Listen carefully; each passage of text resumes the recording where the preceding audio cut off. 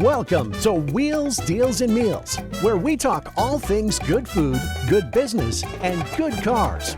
And now, here is your host, Arnold Garcia, founder and CEO of Petra Automotive Products. Let's roll. Well, we're doing our first podcast YouTube show recorded, not necessarily the guest live with me, which is a new one for us. But we really wanted to have this guest on, and so we thought, hey, if we want to get him on, and this is the fastest and best way to do it, this is what we're going to do. Good friend of mine who I've known for a very long time, a guy that's full of knowledge and wisdom and craziness, J.r.Mahon.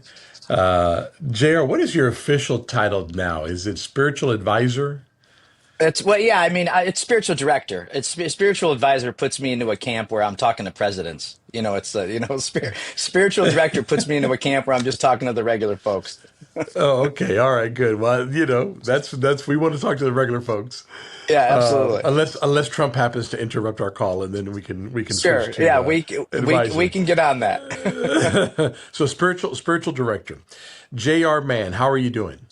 I'm doing good. It is frosty in the Midwest right now, but I'm doing good. What's the weather up there?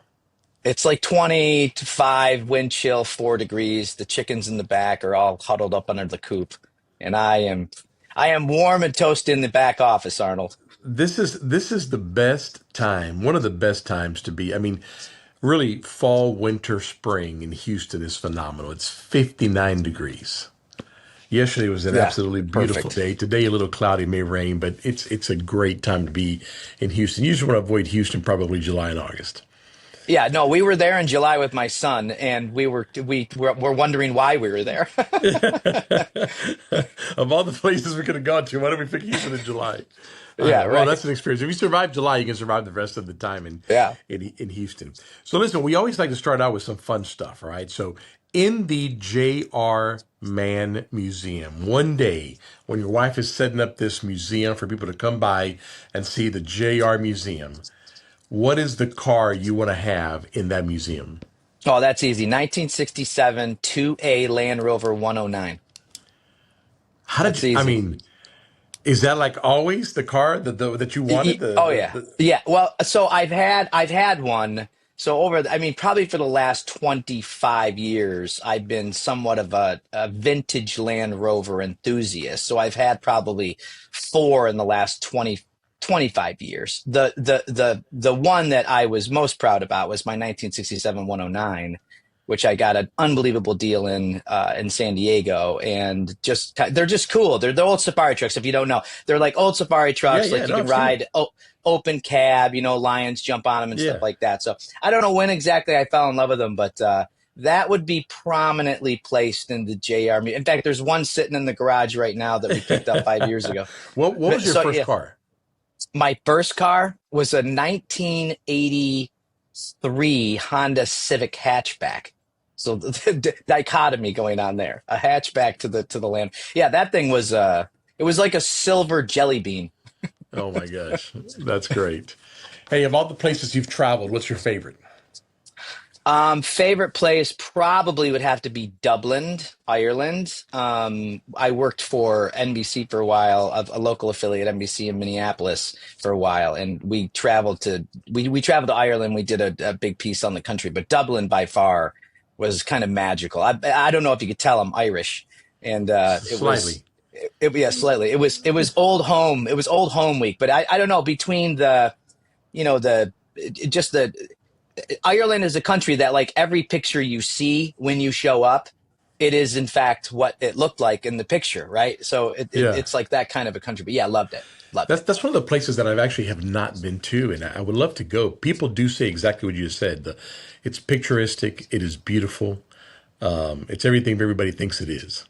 Yeah, it's old school too. That one of the things my wife and I, we love Italy, we love Ireland, and we just love the old school. It's like going to a modern city's cool and everything, but going to an old school city where there's like some deep rooted stuff and situation that has happened there. That's always fun. That's always fun. What of all the places you have not been, what's the number one on your bucket list? Oh, I always say this, and my wife thinks I'm really crazy, but I would love to visit. And I hate to say this in the political climate we're in, but I've always wanted to visit Russia. I've always wanted to go to Moscow.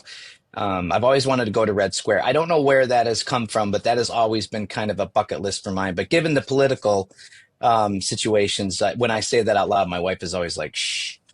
Yeah, keep it calm. I'm like, I don't know. I mean, But it is you talk about historical. It is a historical yeah, place. yep. It is a place to be seen at some point. Maybe not today. It is kind of crazy right now, but I know people that have gone there, and they said it's also it's a great. I don't know if I would do a week or two there, but No, maybe a weekend, quick weekend, yeah, 72 yeah, hours in and out. for sure, for sure. What's your favorite food? That's pretty easy. I'm a big Italian guy, so my wife is Sicilian, second generation here in the country, and she cooks a mean sauce or what they call gravy on the East Coast. And I am always up for a large bowl of spaghetti and gravy with a big meatball. That's the jam right there. They call it gravy in New Orleans too. I remember one of the first times I went to this Italian little hole in the wall, and the guy's like, "You want gravy on it?" I'm like, "No, I want spaghetti sauce." He's saying, "No, it's Yeah. gravy, man." Yeah, I'm like, "Okay." anytime anybody says, "Hey, you want a white sauce?" I'm always like, "Please remove yourself from the table. It's got to be red." I don't know what you're talking about. White sauce. I don't even know what that means. JR, where were you born? I was born in Rochester, New York, which is in between Buffalo and Syracuse, right on the southern edge of Lake Ontario, right on the lake. I was born right on the lake. Did you grow up there? I mean, did you go to school there? Yeah, so pretty much. I left there when I was a junior in high school for Cleveland, Ohio. I don't, my folks. It's like growing up in Rochester, you would always go, "Why the hell didn't our parents move to L.A.?" It's Yeah, like or right. California. Yeah, so from Rochester to Cleveland is where I went through my probably my high school years, and then bounced around in college. So Rochester and then Ohio, Yep, right? Through college, yep. and then you end up where? Like, where do you go get your real first job?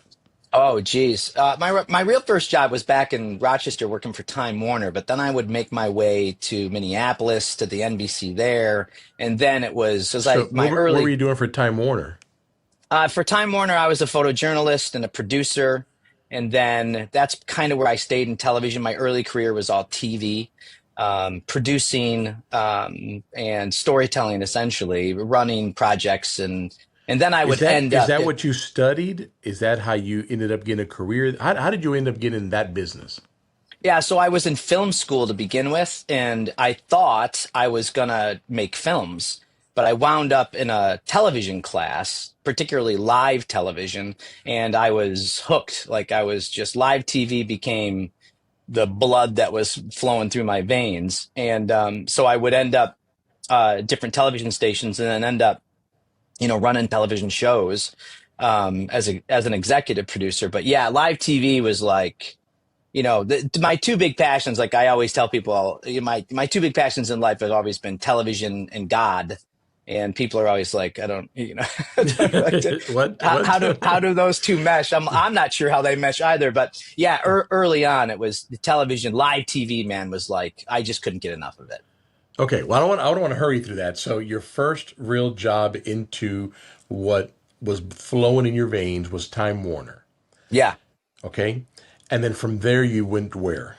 I went to KARE in KARE television in Minneapolis, which was the NBC affiliate in Minneapolis, which was a massive break for a young guy like me because at the time, KARE-TV, and probably still is considered one of the best local television stations in the country. And And it how was a old were you when break. you went there? Oh, geez, now you're testing me. I was probably in my mid 20s. I want to. My wife would probably say, "No, you weren't," but I was probably in my mid 20s. Yeah, yeah, yeah. Look, nobody's going to fact check you on this one, but Oh, gosh, I hope not. so you go to Care in Minnesota, number one type local. What were you doing there? So I began as a photojournalist. I would end there as a photojournalist, but I would add kind of a producer moniker to my title because I loved producing outside of regular kind of day to day. So I was doing, I was trying my best to do a lot of things that I wanted to do just outside of normal assignments. But that's where I caught the bug to really, kind of come above photojournalism and really start wanting to hold the whole project, right? From soup to nuts, the writing, the research, the shooting, the editing, all the way to on-air stuff. So that's what kind of elevated me into executive producing, because I wanted to touch the whole enchilada. I wanted to be in charge, essentially. I had a power problem. Yeah. So from there, but you also had a passion about it. So from there, you go where? So from there, I was working for Gannett Television at the time, who owned a bunch of television stations, and a guy named Rob Minnie, who would become really formative in my television career, said, "Hey, why don't you become an executive producer?" And I thought he was insane. As with most people that encourage us, right? We hear their words and we're like, "You're nuts." And I don't know what he saw, but he said, "Go to Cleveland, back to Ohio, and go to the NBC affiliate there, WKYC, and become their executive producer for one of their morning shows." And I thought he was literally smoking crack. I didn't know what he saw in me. I didn't understand it at all. And that's where I went. And I ended up doing well. I ended up being able to manage and function in a community that I really didn't have a lot of experience with. Like, KARE at the time was a pretty big television station. It was a really big opportunity. And Cleveland market 14 at the time, pretty big city. I really didn't have a lot of experience leading team like that, but this guy saw something, and off I went to Cleveland and did okay and did well. I was fairly proud of myself by the time I left. Were you married by the time? Yeah. So Diane and I have been married 31 years today, presently. So yeah, we were married. We were married. See, years, if people fact check the timeline. It's okay. I'm not going to put you in a spot with exact dates, but okay. So what's next? What's the next in the JR move? Yeah, so what's crazy is this would probably be where you and I start to cross paths, because I'm sitting in Cleveland as the executive producer of the WKYC morning show, and I always had a proclivity and a real drive, a real pull in faith with God. And like it had never, like, since the time I was 7 to that point in my life, I had always been driven that way. Now, I wasn't a church guy. Like, I got to make that real clear, because I think some people hear my story and they think I grew up in church. I didn't grow up denominationally. I didn't grow up evangelically, non-denominationally. I essentially called myself, a guy who was raised in the Christian barn out back. So, but I always had this real desire to love God. I don't know where that propellant has come from. And I don't question it. I never questioned it. I never needed to give it a name. I never needed to have it have necessarily a theology to it, although I do now. And so I'm sitting in the newsroom one afternoon, and I read an article about 2 guys in Southern California that would later become very good friends of mine, that were starting what was called XXX Church. And I just chuckled. I laughed at it as I read the article. And basically their mission was to kind of bring to light, at the time, this is early 2000, what pornography was doing kind of to the American church. Like, they were in a church in Southern California, and they were noticing kids in their youth groups, like, starting this march into pornography. And they were like, let's do something about it. So this fledgling little group, XXX Church, caught my attention that day, and I was hooked. Like, I needed to know everything that they were doing. So that started a real march over the next couple months, 3 months or so, where I would end up meeting these guys, and we would end up really joining arms. And another guy that lived here at the time, the 4 of us, would end up joining arms and then build out XXX Church. So again, you want to talk about fork in the road, or crazy left turn in people's lives, or however you want to do that. That was really formative. That is a crazy left turn. It's crazy.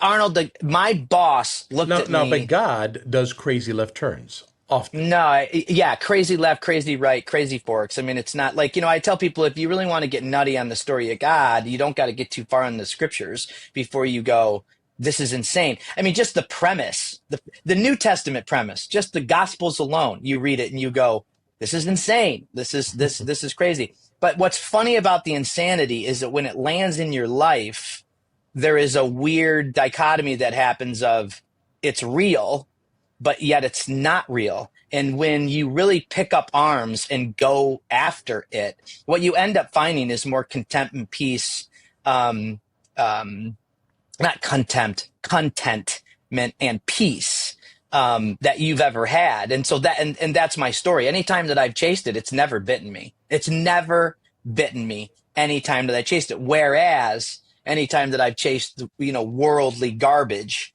I usually get bit. But that formatively in the early 2000s was what was going on in my head. And my bosses thought I was nuts. Because you left, right? Did you leave? I left. Yeah, I left. Leave officially the TV career to join Triple X Church. Yeah. So I'm sitting in. Yeah, go ahead. Sorry. No, so I'm just saying. So obviously you had that bug. It was in your blood. You've gone through this career span. You're moving up in that world, and all of a sudden you read an article, and you must walk into somebody's office and go, "Hey, it's been fun, but I'm going to go over here." Yeah, so I came home that day, and I really this was real formative. I mean, it was really something that was like yesterday for me. I went home that day, and I kind of told my wife Diane we have always had a movement in our marriage in 31 years where people show up at the door. Like we've never not had that, which ends up what we do today. But we've never not had people on the couch, in the kitchen, and in some kind of transformative kind of divergence or fork in their own road, and they've always wound up at our door. My wife is wonderfully nurturing. As you know me a little bit, you know that I can be very straightforward with people. So that mix is always done well for us when people are seeking kind of solace or nurturing. So when I tell my wife that, she doesn't blink. And what I mean is when I go, "Hey, this is something that I think is stirring in me." Now, I wouldn't call it a call at that point. It was just a stirring. So she was very encouraging, and my wife is crazy like that too. Much more practical, but I tend to be like, let's jump out of the plane, and then somebody go, "Hey, you have to put the parachute on." But Right. So at that point, it was like, let's have discovery on what it means to leave television and go do something like this. I didn't know it would end up being Triple X Church necessarily, but that was a real pivotal moment. So when I met those guys a few months later, I knew that it would be time. And then it was probably 6 to 8 months later, I handed in my resignation, and literally people thought I was insane because I was walking into no money. Like I was making, in television, at an executive level or at a management level, you're making money. And when you're in your mid to late 30s and you're making that kind of money and you got a house and you got cars and you got everything you need, like people looked at me like I was insane. Like I was foregoing benefits. I was foregoing safety, right? Security, bank account. I was foregoing that in lieu of chasing something that I had no clue. Like I had no clue. I just knew it was in me enough to really desire it and to go after it. All right. So tell people what Triple X Church did or does. Yeah.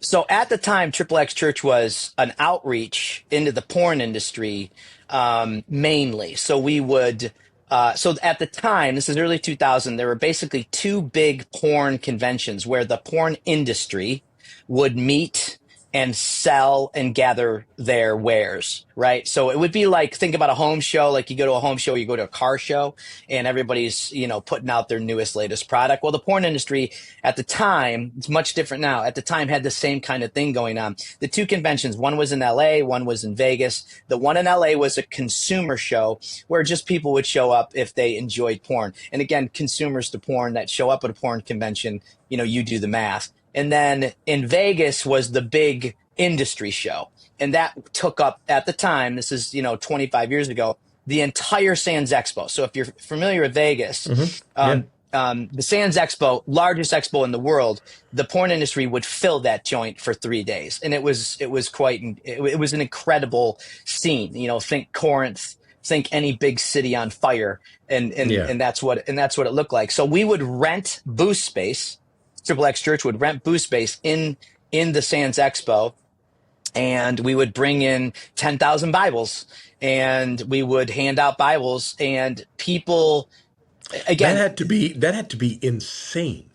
It was nuts, Arnold. Like again, like I have a lot of people that ask me to write the book about like what that experience was, and perhaps one day I will. I can just tell you that not only for us, there were basically four of us that really got this thing ramped up. And it was exciting, frightening, terrifying, insane. Like the things that we saw, the people that we met were by far. And again, I will never use words like, because people always want me to go, oh, I bet you saw a lot of evil. Oh, I bet you saw a lot of wickedness. Oh, and yeah, I did. But at the same time, I probably met more Christians in porn shows than I did in the American church. And so when I say that, people they get pissed at me, when I say that. But that's pretty much the truth. Like, people are constantly desiring to be loved by God, regardless if they're in the porn industry or they're sitting in the American church itself. So the experience that I had was one of deep compassion, deep love, deep grace. Like I met people that I still know today. Like some of my dearest friends come out of me going into a porn show. But yeah, it was insane. The 72 hours of standing on a convention room floor handing out Bibles leads to the most incredible conversations that you just don't forget. And for the record, people took the Bibles. Like people are always like, did they throw them out? Did they get rid of them? And yeah, because that was going to be my next question. Did people walk by and yell and scream at you saying you should not be there? No, there was only one guy, and I tell the story about Penn and Teller. Yeah. Penn, who lives in Vegas, was the only guy that almost came to fisticuffs with me one day. He was very, very upset at me, noted atheist. Walking through the show, very, very disgusted with me and what I was doing, and rightly so as an atheist. I can understand that. He was the only guy. I mean, he was the only one that ever gave me a hard time. No kidding. That's a great story. Yeah. You need to add that one to the book. Yeah, he was the only one. Other than that, the opposite happened. So again, the complete, because people need God. Of course they do. And there's a scripture in Ecclesiastes that says every man heart, kind of has the proclivity or the desire to eternity. And I'm not hitting that scripture verbatim. And I know people, hear this will want to take me to task, but basically the heart is always longing or always directed toward eternity. So we know that the desire in us to be loved by God and to love God is there. So, that means everybody in that show, regardless of what they were doing or not doing, has the same kind of desire and push. So when the Bible comes out on the tables, weird things happen. Like it's not necessarily the form or the function of the Bible, what it's saying, what it's not saying. It's the idea that people are attracted and pulled and longed for the love of God. So this creates that conversation that goes well beyond the Bible. I mean, the Bible is just the kind of the stamp to get things moving, right? And so we would end up becoming what the industry termed us as porn pastors. And we would end up becoming, pastors to a lot of the people of the industry. And I'm talking thousands of people. I mean, that's crazy. It's nuts. Beloved. I can think, as I'm going through my mind myself, trying to analyze and understand what you're telling me, I can only imagine, not all, but some established churches in America going, no. Oh, so, one of the greatest things about what we did in Triple X Church at the time was our hate mail section. And so we put up a hate mail section on the website, and basically the majority of hate mail, majority, if not all of it, was from people in the American church telling us that we were going to hell for what we were doing. And I mean, we laughed at it because fundamentally, when you look at Jesus, and I'm very careful here because I know people get really crazy with these things, but fundamentally, we would say you would find Jesus at a porn show. But the overarching understanding is that Jesus had no problem being not ingrained in the world, but being in the world enough to allow love to flourish. So in our minds, it was always like the environmental factor didn't matter to us, whether you were at a bank or whether you were at a porn show. people, it's not that they needed to hear God. It's that they needed to be nurtured and compassioned and gracefully understood they need I God. mean, look, in my mind as I'm listening to you, and so even me as a Christian, has been a Christian for a long time, think about this. This is some of the most craziest, wildest thing. I can only imagine some established churches going, "This is crazy," but at the same time, in my mind, I'm thinking, who did Jesus come to the world to save? 100%. Yeah. Right? Sick. He didn't just come to save the educated, clean cut, person. He came to save that prostitute in the well. Yeah. 100%. Not the And, healthy. and then looks at the people that were educated and go, okay, who here has not sinned? Yeah. I mean, Jesus has become, for me, I just told my wife last night, and this is very sincere what I'm going to say. Like, I told my wife, I said, I'm still operating at a low level when it comes to, how I've taken on the tenets of Christ. And my wife was like, how do you, given all the things in ministry work that you've done, how do you say that? And I say that I say that very sincerely. It is a very difficult premise to be able to love and love so completely that you are gracefully oriented all the time. Like, that's a hard thing. I mean, look at our country right now, right? It's very difficult to find grace and forgiveness anywhere. And Christ does this over and over and over and over again, and then asks us to do it. So, back in the Triple X church days, taking on that kind of gospel tenet or philosophical tenet was one that, when we got hate or we got discouragement, really confused us and actually made us angry. Like, at the end of Triple X Church, when we all kind of dissipated, like, majority of us were pissed because we didn't feel like we were welcomed necessarily. And that would be rightly so, because the American church has always struggled with its own senses of what grace and forgiveness are. And again, that's a critical statement from me, but I think that's fairly accurate. So, anybody who does missionary work like that, and again, it could be your neighbor or it could be in a porn show. Anybody who does that work has to come in with like the most open heart of graceful movement to people and forgiveness to people, the same way Christ did. I mean, you can only imagine how frustrated Christ got with us, right? Yeah, no, I mean, I think your wording on the mission field is right. That would be a mission field. That is actually a mission field. Oh, Okay, for so sure. you do Triple X Church for how long? Oh, geez.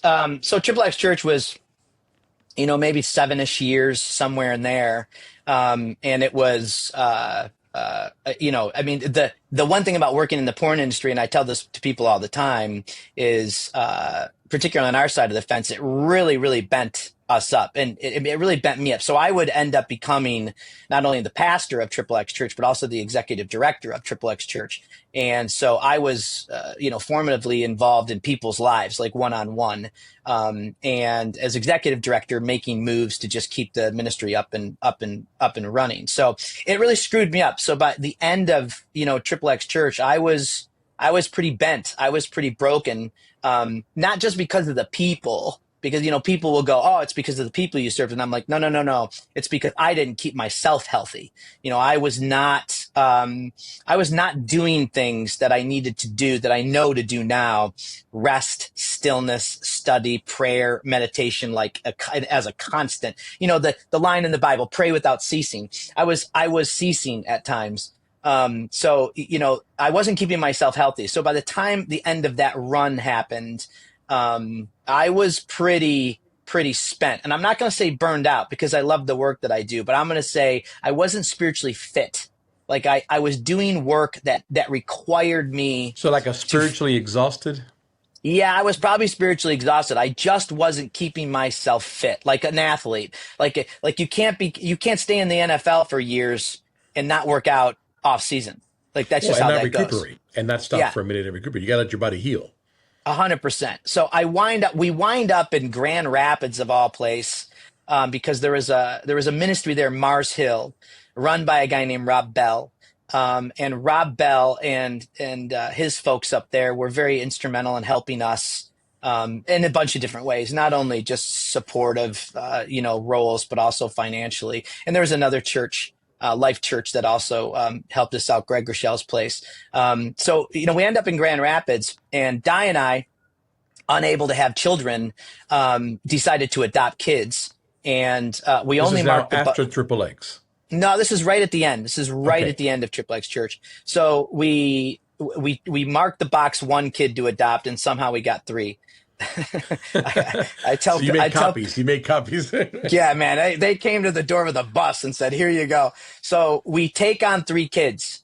And when we take on 3 kids, they were 1.5, 3, and 7. When we take on those 3 kids, it occurs to Di and I, when we get them in the house, as our adoption worker is in the house, as I've got somebody visiting from LA in the industry, like, I look at this scenario and I'm like, holy crap, this has got to change. I can't have these 3 kids and then intermix them with the industry. It just is not a thing. And again, like, things like that, Arnold, should have been discussed, but they weren't discussed, right? That's kind of what I'm talking about. I was just kind of out of pocket a little bit spiritually. I just wasn't, at the end of that run, I was just so spent that I just wasn't thinking. So Di and I rally and decide we've got to kind of walk away from Triple X Church. And it was heartbreaking, to say the least. It was formatively the work that I've probably loved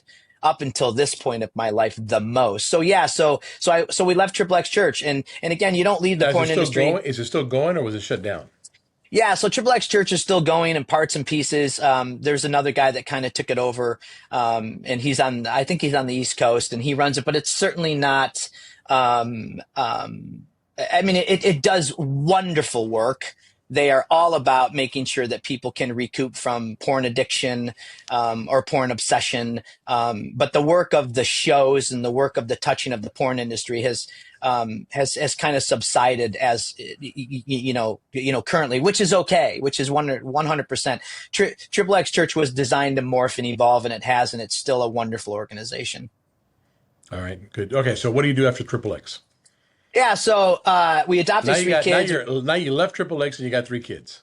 Yeah, so we got these 3 kids. I needed a massive time to recuperate and to rest. So I would end up helping a couple different ministries and a couple different businesses just get up and running. So, at that point, I've got this television experience and this ministry experience, and kind of just working form, working function, working organization. And I just know how to lead and build. So I would end up helping a few people for a couple of years, just getting things up and going for them while I'm raising the kids. And then it occurred to me, and again, this is, it's just the funniest, irony. It's like, I'm like, hey, we need regularity for these kids. These kids weren't raised in great conditions.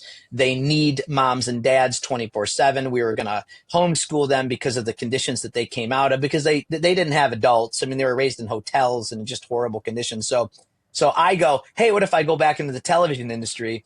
And we were like, okay. So we ended up heading to Southern California, to San Diego, where I would end up working for a few television stations there while raising the kids. And it was perfect. Like, you want to talk about God showing up, God giving the whole family a real opportunity to bond in a most magnificent way, and probably one of the best places in the country, as you know. And we went to Carlsbad. We were 4 blocks from the beach. The kids literally were raised on a beach in Southern California, homeschooled for a while. And then, eventually we did the transition into school, and I would end up running a couple television stations there. But the whole time, I'm still bouncing ministry work, because you don't leave the porn industry, and you certainly don't leave that work of the heart. You never leave the work of the heart. So the overnight guests on couch continued, the trips to LA continued, the trips to other places in the country continued to take care of people as best we could. And Diane and I have always had our eye on that prize, to make sure that we're in service to people as much as we can. Like, Di and I have always been like, we will stop our lives to make sure that there's need, to fill. And so that's always been the best part of our marriage. So that was like, I don't know, maybe 8 to 10 years doing TV, light ministry work, raising 3 kids, and just making sure the kids were okay, right? Just making sure the kids were okay. And then 5 years ago, well, no, 5 years ago, 10 years ago. See, now I'm old, man. I'm old. I'm in my late I know. 50s. I said, forget everything. So 10 years ago, we're at a restaurant again, Diane and I, like we always do. And we just decided, hey, it's time to pick the work up again. The kids are in a good place. We are in a good place, and it's time to pick up the ministry work again. So we formed Tabletop, and Tabletop really came out of Triple X Church because we knew that the work we were doing was always at the table, either the kitchen table, a restaurant table. And as Jesus, Jesus was always inviting people to the table. So, that was kind of our mantra. So we decided 10 years ago, let's leave television again. And I don't suggest all these moves in a life so heavy, but again, the propelling nature of the way God moves and loves. Every time I've chased it, it's never bit me. So 10 years ago, you opened up the Tabletop Ministry. Yeah. So along the way I recoup, the way I recover is through spiritual direction. So I found a spiritual director, a Christian spiritual director in San Diego, and her name is Cheryl. And I was referred to her, and I had no idea what a spiritual director was. Like when I heard the word spiritual director, I thought tie-dye, smoking dope in the woods, listening to the Grateful Dead, right? Like multi-interdenominationally cultured religious stuff. Like that's exactly what I thought. And my friend looked at me and said, quite the opposite. Just go talk to her. So I talked to her, and my first question was, what the hell is a spiritual director? And she looked at me and she said, my job is to help you hear God. And I was like, okay. And the more and more, and so it was like pastoral care on crack, or Right. it was like counseling, but immersed inside of the Spirit of God. And the more and more I started to research and understand spiritual direction, the more and more I understand, it turns out it's the world's oldest methodology for healing the soul. It comes out of the 3rd, 4th century mystics of North Africa, or what they call the Desert Fathers, which were the first generation after Christ, right? Everybody who's believing in Christ, once he comes off resurrection, kind of migrates to North Africa. And then up in North Africa, into the, what we know as Israel and Egypt and Palestine and all those places. And the mystics, or the people that were in belief of Christ, kind of form what we know now as monastic endeavors. And spiritual direction kind of comes out of that time. And basically what it was is exactly what Cheryl was telling me. People who are helping you hear the movement of God, or at least pointing direction, or directionally what's going on. Now, here's what spiritual direction isn't. Spiritual direction isn't this idea that I'm telling you what God is saying, because God will gladly tell you if you need to know something. And he's not going to do that through Fred, Barney, or Alice, or Sue. He'll do it. God is big. He's got a voice. He will do that. So I start a long season of spiritual direction to get well while I'm in California. That's good. Okay, so Tabletop basically does what she did. You help people continue their journey with Christ, and hear God speak to them. Yeah, so she says to me one day while I'm sitting on her couch, she was like, you're a spiritual director. You know that, don't you? And I had never kind of considered it like that. But over the course of my life, again, particularly in the marriage, like I started to see these real pockets where my wife and I, or even particularly me, were in conversations with people that were leading to solace and peace and really rest in the Lord, not rest in me, but rest in God. And that really, it did something to me that has probably in my life has never really spurred me on passionately. So I would end up going into a certification training program with Larry Crabb. Many people know Larry Crabb. He's kind of considered the kind of the godfather, the grandfather of Christian psychology. He was early on. He was a Dan Allender guy. Him and Dan Allender formed some stuff together, and then they would end up doing different things. But I would end up going to Larry Crabb's School of Spiritual Direction, and Larry Crabb and Cheryl would really help me really define and hone in on the practice of spiritual direction. So, and it's basically the idea of becoming a really damn good listener and really holding discernment in conversations. So I would get certified. And then once I got certified and all buttoned up and sewed up, because people like to know that, right? People like to know that you're not just some lunatic with a shingle outside. I kind of cracked open Tabletop and then started taking on clients one-on-one. And the craziest thing happened, which is people started to call and knock on the door and want time. Not because I'm a good guy, Arnold, and I say this all the time, and you've probably heard me say it, not because I'm a good guy, but because God is enormous and he loves his creation, and he really does want to hold form and hold function and hold place in their lives. Like we're in a season of Advent right now, right? And Advent is this time where we're anticipating, things coming. And as we anticipate things coming, they're in here and we really start to feel them. And if you give yourself time to do that with people, it is a reality. It is certainly something that, that has a real skin and bone and heart and soul to it. So that's what we do. So Tabletop comes out and says, hey, we provide spiritual direction.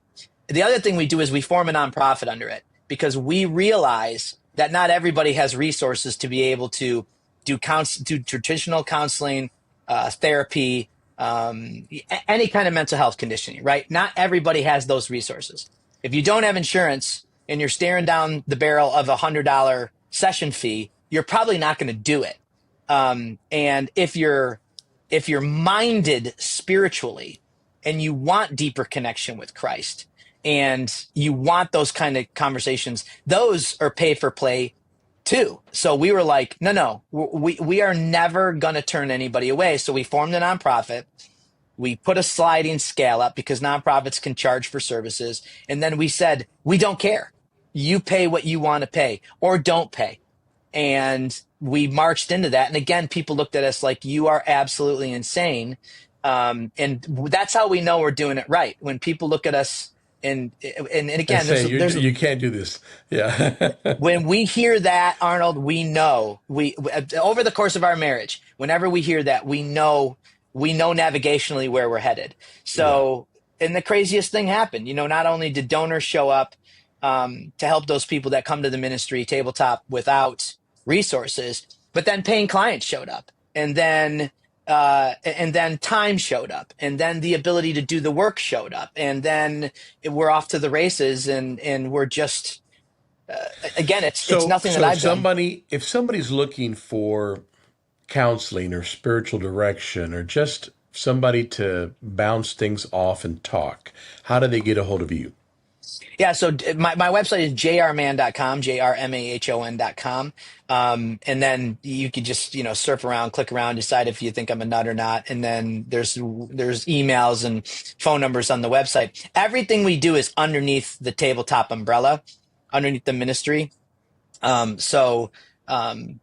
it's all form and function Tabletop. You can search Tabletop Ministries and it'll wind you up on the site. But I mean, that's basically how people find me. Throughout the years that I've known you, there's always been little bits and pieces. I mean, you say so many great things, but there's so many bits and pieces that you've said that have been so valuable. Like it'll ring in my head, things that I hear you say or things that you post on Facebook sometimes, and I think about it. I go, that one sentence. I mean, there's so many. I can't even pick one right now, but it just reminds me.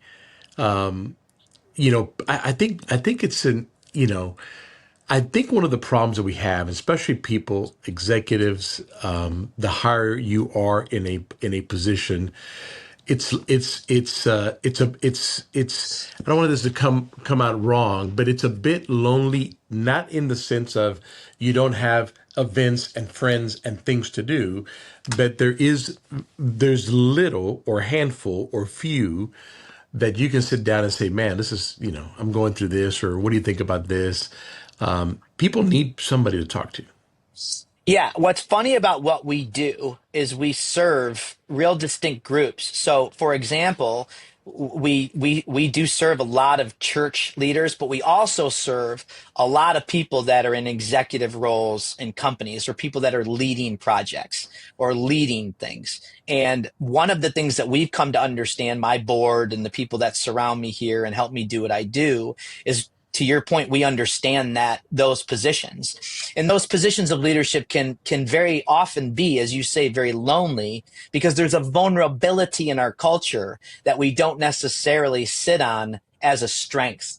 So most of the time when we're talking about leadership, we're not talking about vulnerability. We're talking about power, or the ability to move or build. And that vulnerability word gets left to the wayside, which, when you're not vulnerable, loneliness is going to be a part of the deal for you. So part of the thing that we do on taking on either our church leaders or those people that are in executive roles or leading businesses is to help people understand that the more vulnerable you are, not only with yourself, God, but also the community, the intimate community you have, because I'm not talking about broadcasting your crap on a billboard on the side of the highway, obviously, but the more vulnerable you are, the more undefended you become. And when you become undefended, you become more Christ-centric. Christ was very undefended. Christ didn't argue. Christ didn't need to philosophize about the next great cultural movement. Christ was very emphatic. Christ was very endearing to love. He was very compassionate, very nurturing, but also very straightforward. He understood missionally what his creation meant to him, and he was there to serve. And so vulnerability becomes his capstone to what he erects in love. And that's something that we love to teach. That's something that we love people to listen to and hear and deeply move in.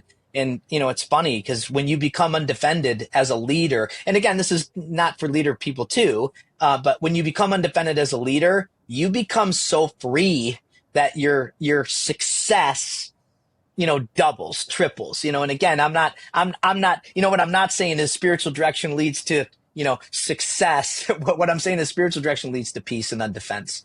You said something as you're talking, it reminded me of one of those sayings. And correct me and say it the right way. You said something one time which was truth spawns mercy, something like that. Yeah, well, there's a couple things going on there. Confession spur, like there's, the scripture is those who conceal their sin don't prosper. And then it goes on to say those who confess will yield mercy or yield, bring mercy, grow mercy, flourish in mercy. So truth, right? Truth leads to mercy. So it's like a lot of people, again, vulnerable, because that's where we're talking about, where the vulnerable section there is. There are things that we decide egoically that are not going to keep us safe and secure. Most of the time, those things are, secret, things that we want to hide, things that we don't want people to know. And again, the range can be the range, right? It can be egregious things. It can be very low level things. Like, I have a 21-year-old client, and we deal with fear and anxiety. And I tell her all the time, I'm afraid of the dark.